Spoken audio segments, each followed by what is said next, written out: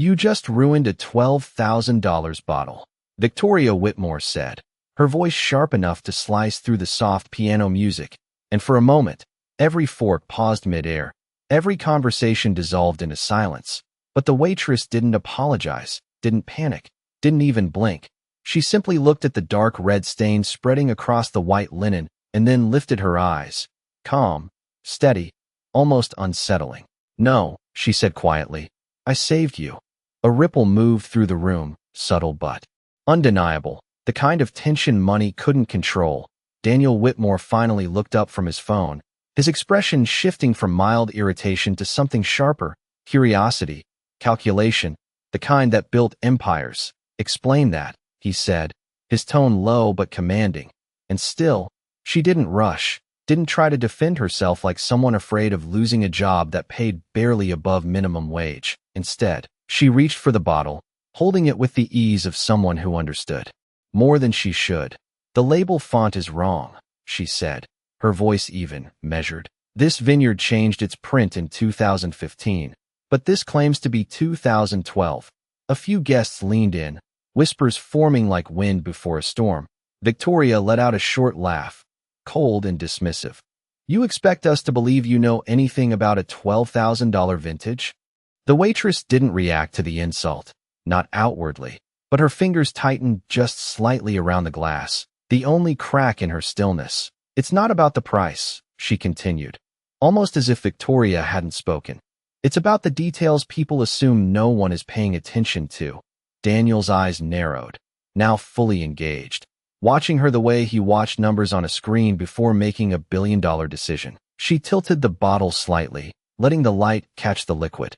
And the color is off, she added, too bright for its age. Someone at a nearby table murmured agreement, uncertain but intrigued. The room shifting, recalibrating. Victoria's smile faded just a fraction. This is ridiculous, she snapped. But her voice no longer carried the same certainty, the same effortless superiority. And that was when the waitress set the bottle down gently, deliberately, like placing the final piece of something no one else could see. You weren't just about to drink it, she said, her gaze moving briefly to Daniel. You were about to invest in an entire collection from the same supplier. The words landed heavier than the shattered glass, heavier than the price tag, heavier than pride. And for the first time that night, the billionaire didn't speak. He just stared at her, really stared, as if trying to solve a puzzle that had been right in front of him all along. And somewhere in the silence, something shifted, not loud, not dramatic, but undeniable, because power didn't leave the room. It changed direction, and she hadn't raised her voice. She had raised the standard. No one moved, not even the servers who had been trained to glide through tension like it did not exist, because something about the way she stood there made the air feel heavier, sharper, as if every quiet assumption in the room had just been challenged without a single raised voice. Daniel Whitmore slowly set his glass down, the soft click against the table echoing louder than it should have. You are telling me, he said carefully, that this entire shipment is fake. His tone was controlled, but the edge beneath it was unmistakable, the kind that decided the fate of companies with a single phone call. The waitress did not rush to answer. She simply nodded once, precise, certain. Not entirely, she said, but enough to matter. A murmur spread across the nearby tables, people leaning closer now, no longer pretending not to listen. Victoria crossed her arms, her posture rigid, defensive. This is absurd, she snapped, but her voice had lost its earlier ease. Do you have any idea who you are speaking to? The waitress met her gaze without hesitation, calm meeting pressure. Yes, she said softly. Someone who is about to make a very expensive mistake. The words landed clean, without arrogance, without fear, just fact. And that was what made them dangerous. Daniel's eyes did not leave her, studying every detail, the steady posture, the measured breathing, the absence of performance. She was not trying to impress him, and that alone was unfamiliar, unsettling. How would you know this? He asked, leaning forward slightly. Not as a billionaire now, but as a man who needed an answer. She glanced briefly at the bottle again, then back at him. Because I have seen this supplier before, she said, and they rely on people assuming that price equals authenticity. Victoria let out a sharp breath, shaking her head. This is unbelievable, she said, turning to her brother. You are not actually listening to her. But Daniel did not respond. His focus remained fixed, something deeper working behind his eyes, calculation meeting instinct. Continue, he said quietly, and the room seemed to hold its breath. The waitress placed her hands lightly on the table, not claiming space, but not shrinking from it either. The cork, she said, is newer than it should be, and the seal is slightly misaligned, details that most people would never notice, especially in a setting like this. She paused, just for a second, then added, especially when no one expects a mistake at this level. That line settled into the room differently, not as information, but as a mirror, reflecting something uncomfortable. Victoria's lips parted as if to respond, but no words came, because for the first time, she was no longer in control of the narrative. Daniel leaned back slowly, his gaze shifting from the bottle to his sister, then back to the waitress. And in that moment, something unspoken passed between them, recognition, not of status, but of clarity. If you are right, he said, his voice lower now, more deliberate, you did not just save a bottle. He let the thought hang, unfinished but understood. The waitress gave a small nod, her expression unchanged. No, she said. I saved you from trusting the wrong people. Silence followed, not empty, but full, and in that silence, the roles in the room had quietly, irrevocably shifted. The silence did not break all at once. It shifted, slowly, like a room learning how to breathe again. Daniel Whitmore reached for the bottle, not to drink, but to inspect, his movements precise, deliberate, the kind of control that came from years of never being wrong. He turned it slightly under the light, his eyes tracing the label, the seal, the cork, everything she had pointed out. And then he stopped, just for a second, a pause so subtle most people would have missed it, but it was there. The moment certainty cracked, Victoria saw it too, her expression tightening. Daniel, she said quickly, her voice lower now, almost urgent. This is ridiculous. You are letting a waitress question a supplier we have worked with for years. But Daniel did not look at her, not yet, because something else had taken hold, something quieter, more dangerous than doubt. Curiosity mixed with recognition. He set the bottle down carefully, as if it had suddenly gained weight. What is the supplier's name? He asked, his voice calm, controlled, but no longer dismissive. The waitress answered without hesitation, Armand Viral Collection. And that was when it happened. The smallest shift in his expression, but enough for the truth to start settling into place, because he knew that name, not from trust, but from a report he had skimmed weeks ago, one he had dismissed as insignificant. His jaw tightened slightly. They were flagged. He murmured, almost to himself. Victoria blinked, caught off guard. Flagged for what? She asked, but the confidence was gone now, replaced by something else, something thinner. Daniel finally looked at her, really looked this time, and there was no anger in his eyes, only clarity. Inconsistencies in provenance documentation, he said, each word measured, undeniable. The room reacted before Victoria could, a soft wave of whispers, tension shifting direction. She opened her mouth, searching for control, for something to hold on to, but there was nothing left that felt solid, because the narrative had already moved without her. The waitress remained still, not triumphant, not defensive, just present, as if this outcome had never been in question. Daniel turned back to her, studying her again, but differently now, not as a curiosity, not as a disruption, but as someone who had seen something he had overlooked, and that realization carried weight. You noticed this in seconds, he said quietly, something my entire team missed. It was not an accusation. It was something closer to respect, though he had not said the word yet. She gave a small, almost imperceptible nod. People see what they expect to see, she replied, her voice soft but steady. And sometimes that is the most expensive mistake of all. The words settled deeper than before, because now they were no longer theory, they were proof. Victoria took a step back, her posture no longer rigid but uncertain, as if the ground beneath her had shifted without warning. She glanced around the room, noticing for the first time that people were no longer looking at her. They were looking past her, toward the woman she had dismissed minutes ago. and that realization landed harder than any argument could have. Daniel exhaled slowly, then reached into his jacket. Pulling out his phone, not for distraction, but for action, he typed something quickly, his expression focused, decisive, and when he looked up again, the room felt different, quieter, sharper. "I just paused the acquisition," he said, his voice carrying without effort, and this time, no one questioned it, because the power in the room had already chosen its direction, and it was no longer where it had started. The words lingered in the air longer than they should have, not because they were loud, but because they were final. Daniel Whitmore had already made his decision, and everyone in the room could feel it, the kind of decision that did not get reversed over dinner. Victoria stood frozen for a moment, her mind racing to catch up to a situation she no longer controlled. "You cannot be serious," she said, her voice quieter now, but sharper, edged with disbelief rather than authority. Daniel did not look at her immediately. He was still watching the waitress, still studying the calm in her posture, the absence of hesitation, as if this moment had never been about proving anything, only revealing it. "I am very serious," he replied, finally turning to his sister, his tone even, but unmistakably firm, "and I should have caught it myself."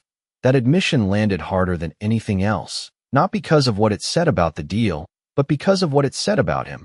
Victoria blinked, taken off balance by something she had likely never heard from him before: accountability, real and unfiltered. "You are basing a multi-million-dollar decision on a guess," she pressed, trying to recover ground that had already shifted, but Daniel shook his head slightly. "Not a guess," he said. "A correction." The distinction was quiet, but absolute. The waitress remained where she was, neither stepping forward nor retreating, simply existing in the space she had reshaped without force. One of the nearby guests leaned toward his companion, whispering something about counterfeit collections and investor losses. The ripple effect had already begun, and it was moving fast. Victoria noticed it, the way attention had shifted away from her, the way the room now orbited a different center, and for the first time that evening, uncertainty showed clearly on her face.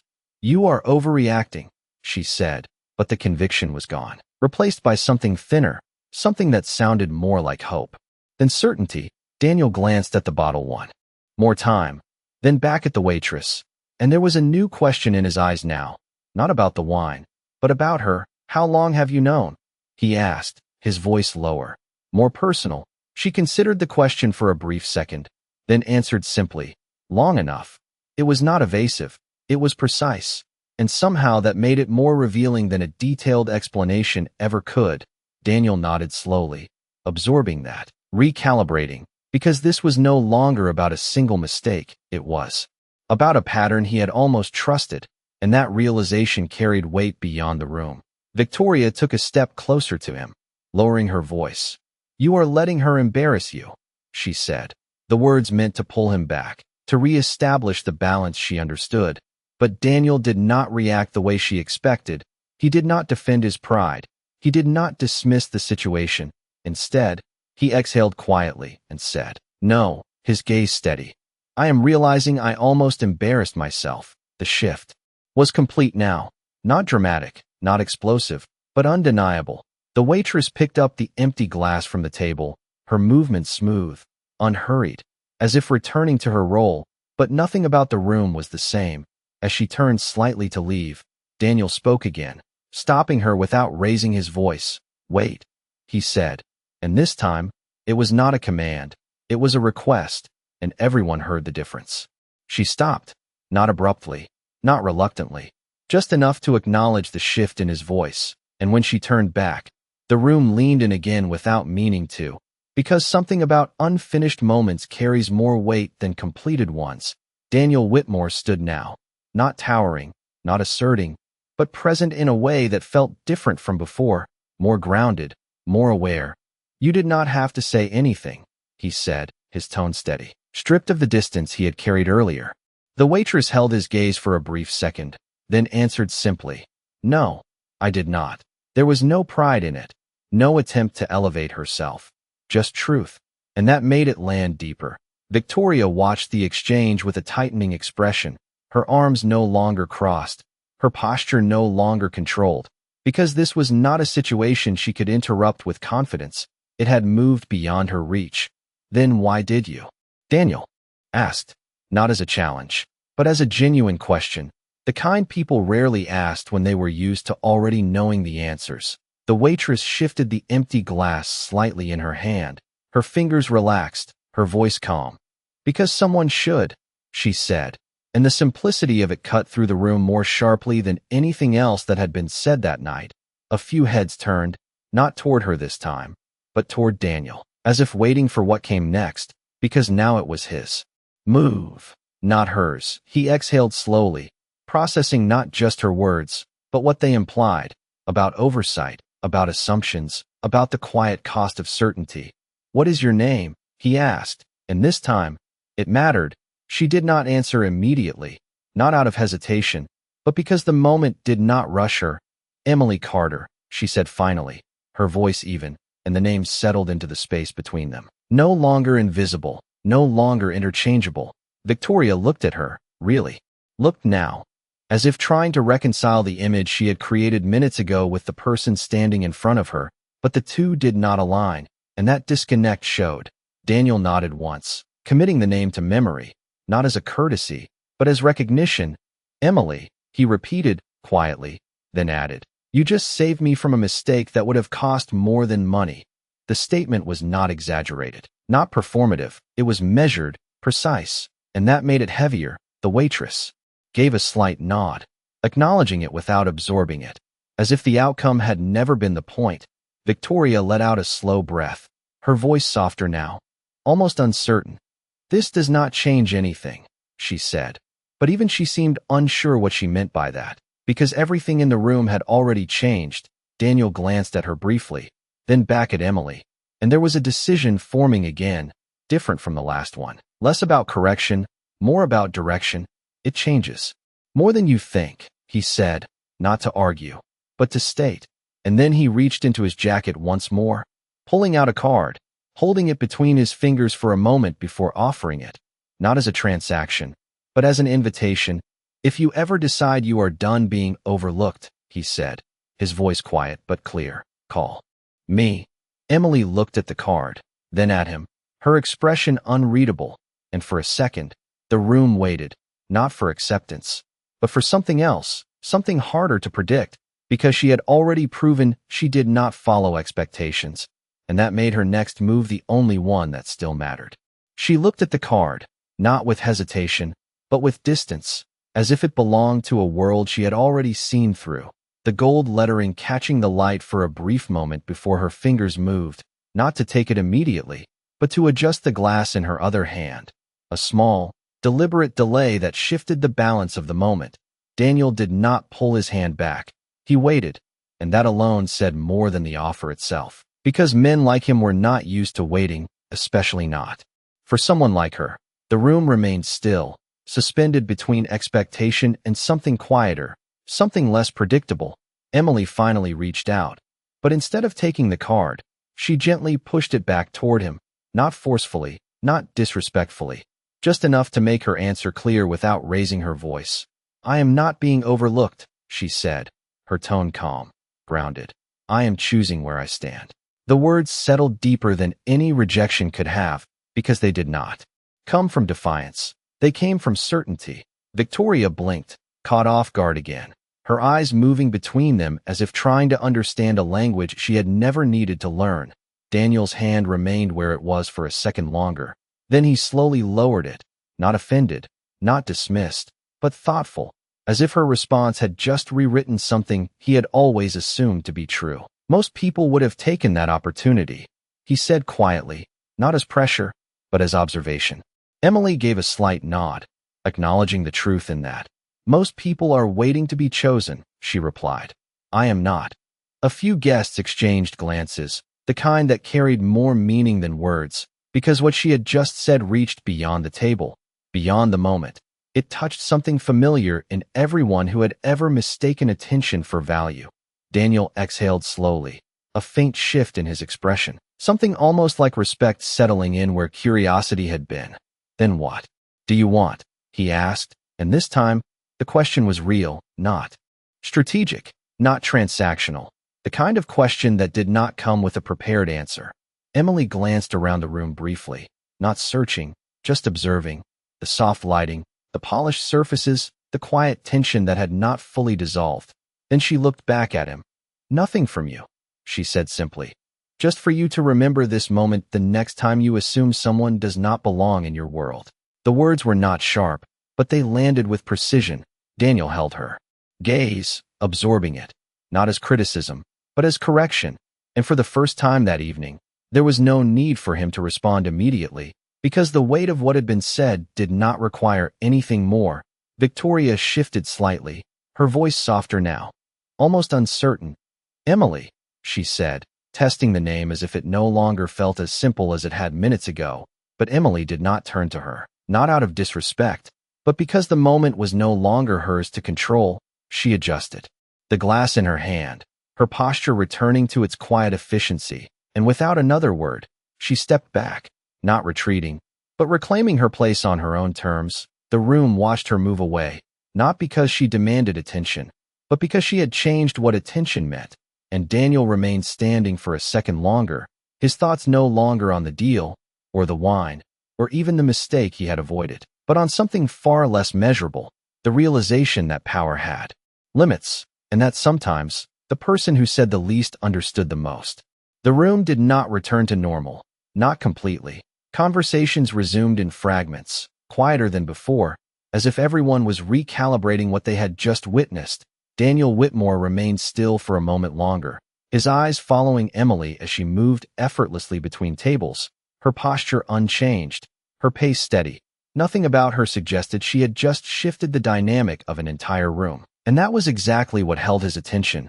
Victoria finally sat down, but not with her usual composure, her movements slower, more deliberate, as if she were aware that something intangible had slipped out of her control. "She is just a waitress," she said. But the words lacked force, more reflex than belief.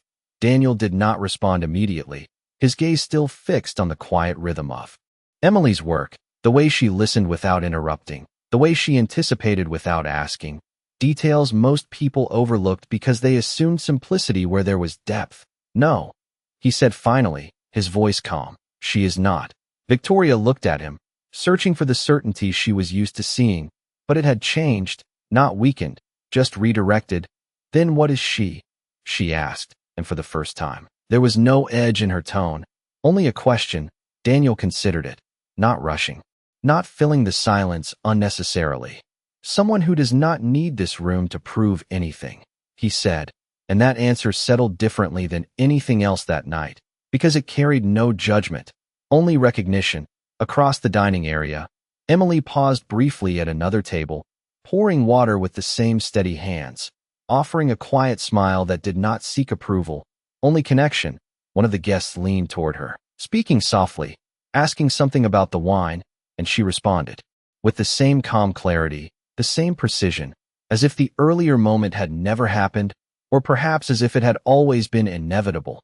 Daniel watched that exchange closely, not because it was extraordinary, but because it was consistent, and consistency was something he trusted more than any single performance.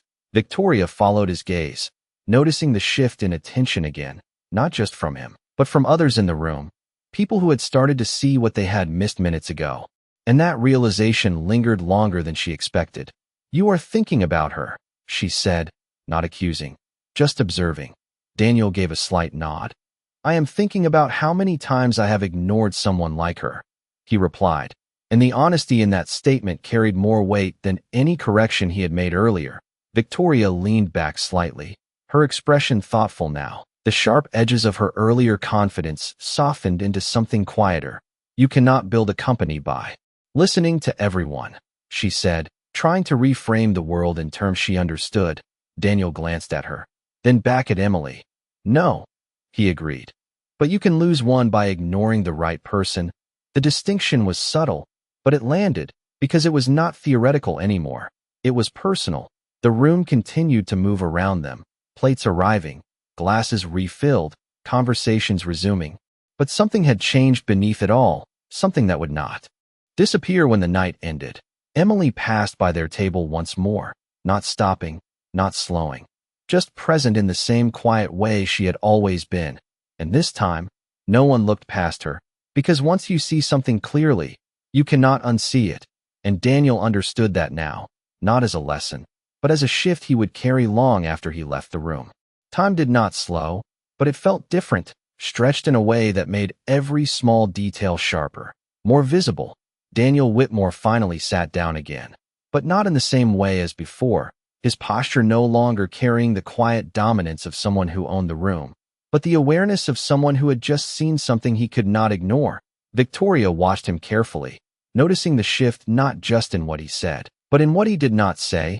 The silence between his thoughts now held more weight than his earlier confidence. "You are still thinking about her," she said, softer this time, less defensive, more curious. Daniel did not deny it. He simply nodded once, his eyes drifting again to where Emily moved through the room, not commanding attention, not asking for it, but no longer invisible. "I am thinking about how easily I almost dismissed her," he replied, and there was no frustration in his voice, only clarity, the kind that arrives too late to prevent a mistake, but just in time to change the next one. Victoria followed his gaze again, watching as Emily spoke quietly with another guest, her tone calm, her posture steady. Nothing about her suggested she needed validation, and that unsettled something deeper than the earlier confrontation. "She turned you down," Victoria said, not as an insult, but as a fact she was still trying to understand. Daniel gave a faint, almost imperceptible smile. "No," he said. "She corrected me." The distinction lingered, because it reframed the entire moment, not as rejection, but as perspective, and perspective was something he valued more than agreement. Across the room, Emily paused near the service station, placing down a tray with the same quiet precision she had shown all night. Another server approached her, whispering something with a hint of excitement, likely about what had just happened, but Emily only nodded once, her expression unchanged, as if the moment had already passed for her, as if it had never been about being seen. Daniel noticed that too, the lack of attachment, the absence of lingering, and it made her words earlier feel even more real. She had not been overlooked, she had been choosing. Victoria leaned forward slightly, her voice thoughtful now, stripped of its earlier sharpness. "People like her do not stay in places like this forever," she said, and for once, it was not a judgment. It was an observation. Daniel considered that, his fingers resting lightly on the edge of the table. "Only if they believe they need to leave," he replied, and that answer carried something new, something quieter than ambition. Victoria exhaled slowly, looking around the room again, but seeing it differently now, not as a space she controlled, but as one she had misunderstood. "Do you think she will call you?" she asked, the question simple, but layered. Daniel shook his head slightly, not dismissive. "Just certain, no," he said, "and that is exactly why I will remember her." The weight of that statement settled between them, because it was not about opportunity anymore. It was about impact, the kind that does not ask to be followed, only acknowledged. Emily walked past their table again, this time carrying a fresh set of glasses, her steps steady, her focus forward, and for a brief moment, their eyes met, not long enough to create a scene, not intense enough to demand attention, just enough to confirm something unspoken, that the moment had been understood on both sides. And then she moved on, just as she had before, leaving behind not silence, but a shift that no one in that room would forget. The night did not end with applause or sudden realization. It settled, quietly, the way truth often does when it no longer needs to prove itself. The restaurant slowly returned to its rhythm, glasses refilled, conversations resumed, but something underneath it all had shifted in a way no one could quite explain.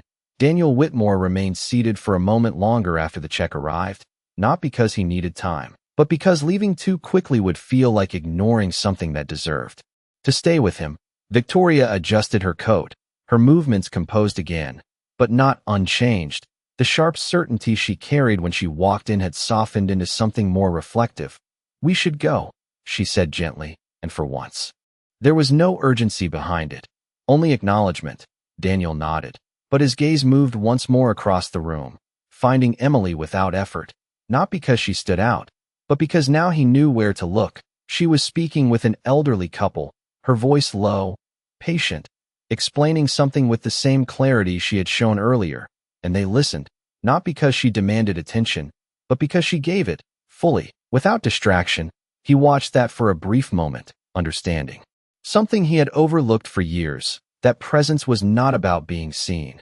It was about seeing others clearly. Victoria followed his gaze again, then looked back at him, her voice quieter than it had ever been that night. "I was wrong," she said, the words simple, but unfamiliar on her tongue. Daniel glanced at her, surprised not by the admission, but by how naturally it came now. "We both were," he replied, and there was no need to expand on it, because the lesson had already taken shape. They stood, leaving a generous tip not as compensation, but as respect, though even that felt insufficient compared to what had been gained. As they walked toward the exit, the soft sound of the door opening blended with the low hum of the city outside, cool night air replacing the warmth of the room. But the shift inside remained, carried with them. Just before stepping out, Daniel paused, turning slightly, not enough to draw attention, just enough to look back one last time. Emily was already moving to another table, her posture the same, her expression calm, unchanged, as if nothing extraordinary had happened. And perhaps to her, it had not, because she had not been trying to change anything, only to be precise, to be honest, to be present, and that was what made it powerful. Daniel did not call out to her, did not interrupt, because he understood now that some moments were not meant to be extended, only remembered. He stepped outside, the city lights reflecting off the glass behind him, and for a brief second, his reflection overlapped with the room he had just left, a reminder of how easily perspective could shift when you allowed it to. Victoria stood beside him, quieter than usual, her thoughts turned inward. "You are going to think about this for a long time," she said, not as a question, but as a certainty. Daniel nodded once, looking out at the street. "Not just this," he said, "but every time I did not see someone like her." The weight of that realization did not feel heavy. It felt necessary, like something that had been waiting to be understood. They walked away without another word, the sound of their steps fading into the night, and somewhere behind them, inside a room filled with quiet conversations and soft light, a waitress continued her work, unnoticed by many, but never invisible again, because once someone reveals the truth without raising their voice, it does not disappear. It stays, in the silence that follows, in the choices that come next, in the way people begin to look again, more carefully this time, and sometimes, that is all it takes to change everything.